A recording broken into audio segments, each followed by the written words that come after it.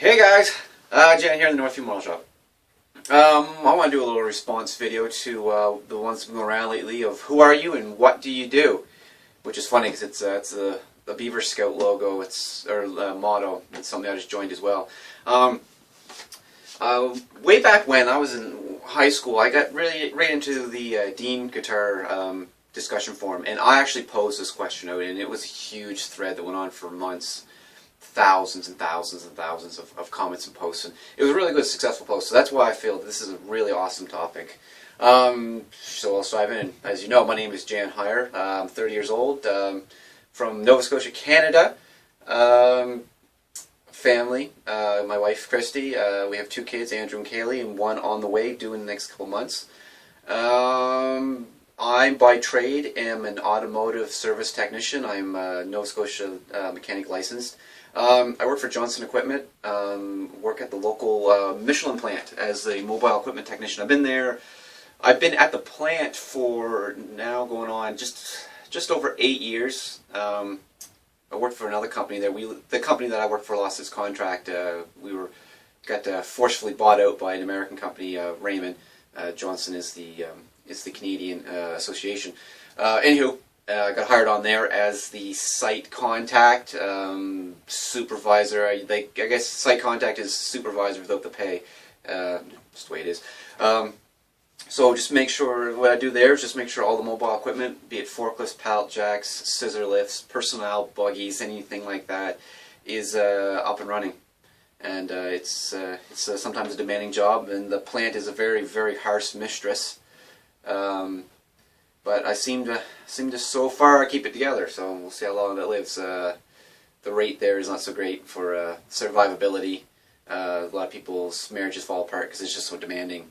So I do my best to keep work and home life separated, and modeling definitely takes that in, right? When you have a stressful day there, you don't take it out on the family, you take it out down here, whatever.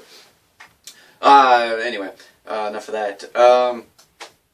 Just trying to think here. When I'm not modeling, I've recently taken on volunteering, as I mentioned before, as a Beaver Scout leader. My son's been in it for a year. The group has asked me to join for the last couple of years to become a leader. I was kind of hesitant at first. I wanted to let the boy explore and grow on his own without Daddy holding his hand. So eventually the group was in dire straits of trying to get some more leaders in, so I stepped in and did my courses and got everything done and become a leader. Which has been fun so far. I plan on sticking with it. I don't plan on moving up, becoming a scout and all that stuff with the boy, letting him move forward. We have another child coming through.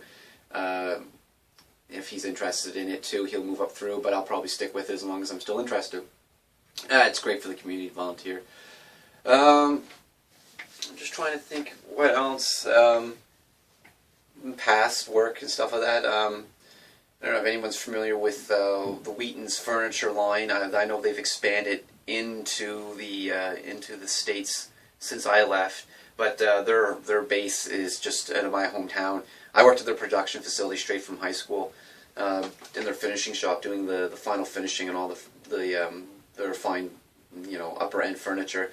It was a great job at the time, but I did a little stint over in the actual woodworking shop, and I was standing beside a buddy that lost almost his whole hand to a router one day, and that was when I decided I needed to move on. This definitely wasn't the career for me. I got gun shy pretty fast through that, and I'd already had my mechanics course, so I decided to jump off the bridge, burn the bridge, I guess you would, quit the job without any leads, and kind of went out in the world. I was really lucky. Within a month I was picked up by the local Ford dealer. Had just opened. I moved up from a couple communities over, built a brand new state-of-the-art building, and I was picked up by them. And to be cocky, I moved from the low-end apprentice, right out of the radar school apprentice, right to the top. A lot of respect I was able to gain from some of my coworkers at the time. Some of those people still work there, and on a regular basis, at least once every 3-4 months, I'm being, these guys are saying, come on back, get your job offer, and where I'm at now, I'm more than happy, so I'm going to stay. But, I guess moving on, taking this topic a little bit further, how I ended up getting into this YouTube thing, and getting into modeling again. A number of years ago, I think it was, I'd been 3.5, 4 years ago. I suffered a massive anxiety attack, and was off work for 3 or 4 months because of it. And the doctors suggested after the pills and stuff, which I hate pills, but that's what they gave me, to get into it a little better, or to kind of manage it, was to come up, get a hobby, get something that would help, ease the mind, kind of relax. So naturally being a mechanic, hot rodding, and got into that. The problem with I found with hot rodding was $1,000 is fuck all. That didn't get you nothing, right? So you save money for almost a year to buy a upper intake and a set of exhaust headers for a Warwick 302 Ford engine that you had sitting on a stand in the basement. Still had no hot rod to put it in. That got old and frustrating fast. So moved into motorcycles. Love motorcycles. Grew up as a kid riding motorcycles.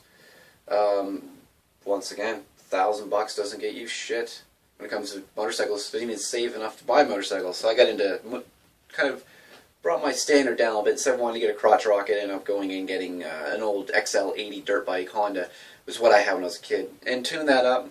Got it working good, but it wasn't the same. And the money just wasn't there. It wasn't developed, but it wasn't accumulating quick enough to be able to buy a street bike that I wanted. So frustration's big time a hobby, and I'm kicking myself. Why can't I do anything in a hobby that doesn't cost me $1,000 to get started? And then I thought about getting into painting and artistry and painting, which was funny because I can't draw a stick man that looks right. So I don't know why I thought being an artist would be a good idea, but it was one of those thoughts: artist, models, Revell, paint. I mean, for Christ's sakes, I figured for $100 I should be able to get started. Well, I went to the store and came back, spent $35 and got a kit, paints, brushes, and a little storage container. Right? So, you look at it now, right? My hobby is probably growing upwards of $4 or $5 grand I've spent, but that's over 5 years, 3, 4, 5 years, I guess it was, into it. So, or I guess maybe 3 years, I don't know, I lost track. That's why I don't like taking pills, I get all messed up. Anywho, so here we are now, enjoying things, enjoying fun. From getting into the modeling, moving into YouTube, I kind of thought this idea, it used to be kind of cool to kind of videotape this and share it with the world, right? Share it and build friends, kind of like, the Dean Forum, the Toshin Guitars. So I searched YouTube and model cars, scale model cars, model planes, which naturally, your search very quickly leads you to Fast Jimmy 71. And I watched this and I was really intrigued by this guy. Scratch building stuff, really cool. His videos were kind of crude at best, kind of thing. No editing really, just straightforward. And I enjoyed it. I thought it was cool. So, of course, watching all these videos, and he's talking about this doctor, right? And I'm like, what's this, right? So the more and more, I'd watched 3 or 4 videos before I finally got the full name, this Dr. Cranky Fool. No idea who the hell he was, so I searched Dr. Cranky, right? And then, boom! The mind is blowing at this point, right? To see what this guy's doing. And it was just inspiration to say, listen, these guys are doing it. I can never be as cool as them, and nor did I ever want to judge myself or scale myself against them. It was just, I thought they were cool, I thought they were putting a cool message across, and I thought, hey, maybe I can get in on this and maybe inspire one person and be happy. At least share it. So I put up a few videos, and on a whim and a desperation, I sent both Fast Jimmy 71 and this Dr. Cranky feller a personal message and said, listen, I'm really inspired by you, and I've recently started my own channel and posting some videos, and if you wouldn't mind, if you have some time in your life to take a moment and check me out, cool. Anyway, geez, it wasn't a week, 2 weeks later, I was watching a Dr. Cranky video, and he dropped my name. Said, hey, you guys got to check this out, check this guy out.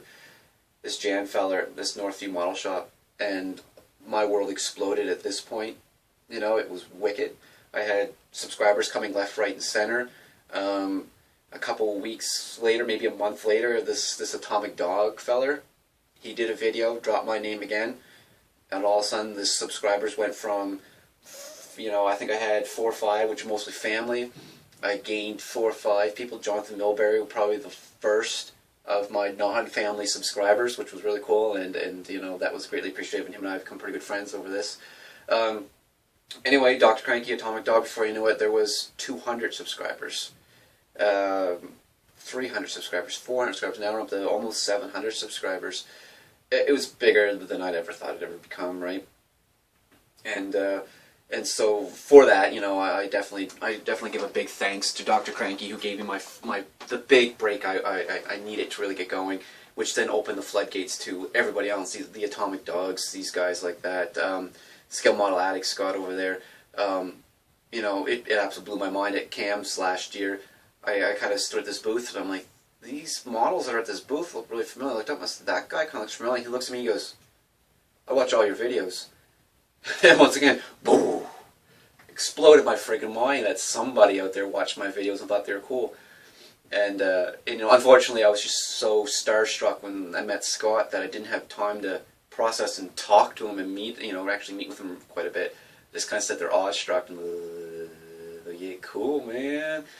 So hopefully this year at CAMS I'll be able to meet up with him again. But anyway, so here we are. That's my life story in a nutshell. If anyone's still awake, wake up, guys. It's time to turn the video off and watch the next one. So anyway, guys, thanks to everyone that have subscribed. Thank you, Dr. Cranky, for giving me the big break. Atomic Dog, thanks for that huge shout out you gave to me as well, and really start pushing things. Guys, it's great. I plan on sticking around for a longer yet. My videos are not as frequent as they used to be, but life's kind of sped up a lot, and hopefully I can get on top and control it again and get back to having that free time that I want to dedicate to models. But anyway, thanks for tuning in.